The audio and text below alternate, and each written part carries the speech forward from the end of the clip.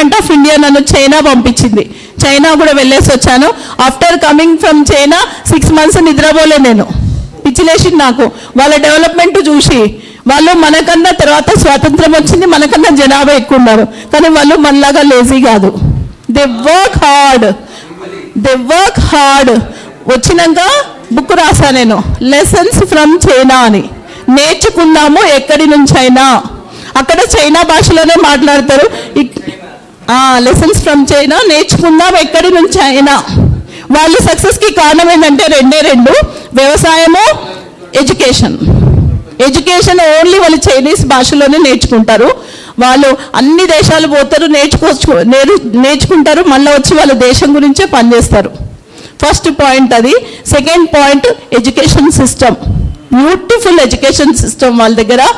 ఒక ఊరు వెళితే పెద్ద బిల్డింగ్ ఉంది అంటే అది స్కూల్. అన్నిటికన్నా బ్యూటిఫుల్ బిల్డింగ్ అంటే స్కూల్. అందుకే వాళ్ళు అంత డెవలప్ ఉన్నాడు అక్కడ. రియలీ వాళ్ళ అగ్రికల్చర్. ఒక్క ఫార్మర్ చచ్చిపోలేదండి అక్కడ సూసైడ్ చేసుకొని.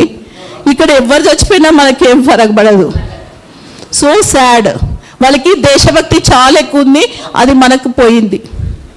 That is the difference what I learn. అది 6 months వెళ్ళి మళ్ళీ నేను ఆ బుక్ను రిలీజ్ చేసి వచ్చిన. చైనా గవర్నమెంట్ ఆ బుక్ను మళ్ళీ ప్రింట్ చేసుకుంది. చూడండి, ఒక ఇండియన్ ఉమెన్ వాళ్ళ దేశం గురించి రాసింది అని.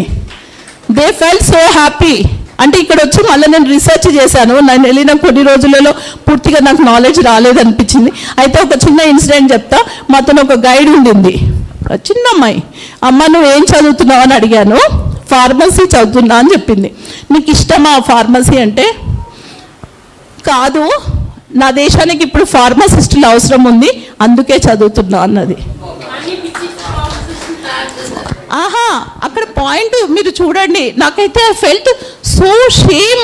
నేను జీవితంలో ఇప్పటి వరకు ఆలోచించలేదు నా దేశానికి ఏమవసరమని. ఆ అమ్మాయి ఎందుకు చదువుతుంది? Because there country need pharmacist.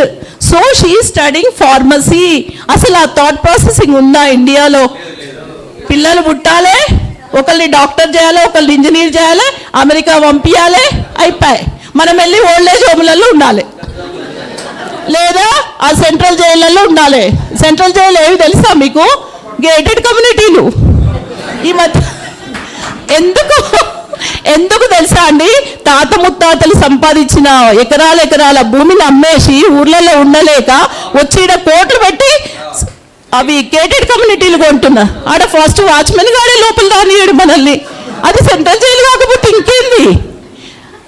I feel it. అసలు అనిపిస్తుంది. ఎందుకంటే ఈ థాట్ ప్రాసెసింగ్ నాకు కూడా లేదు ముందు. ఎప్పుడైతే I went back to village, I have respect to the farmers. ఏం కష్టం అండి అసలు. అది పడితే తెలుస్తుంది పంట పండించడానికి వాళ్ళు ఎంత కష్టపడితే. మనము ఈరోజు కూడా నేను చూసిన చాలామంది అన్నం కూరలు అన్నీ వేసేసేస్తున్నారు. అది పండిస్తే తెలుస్తుంది. నేను ఇప్పుడు పండిస్తున్నా కాబట్టి తెలుస్తుంది నాకు కూడా బాధ, కష్టము, ఆ పెయిన్. మనం అందుకే అంటున్నాను, అందరూ ఈ 50+ వాళ్ళందరూ ఇటు ఉండొద్దు హైదరాబాద్లో. సారీ. Thank you.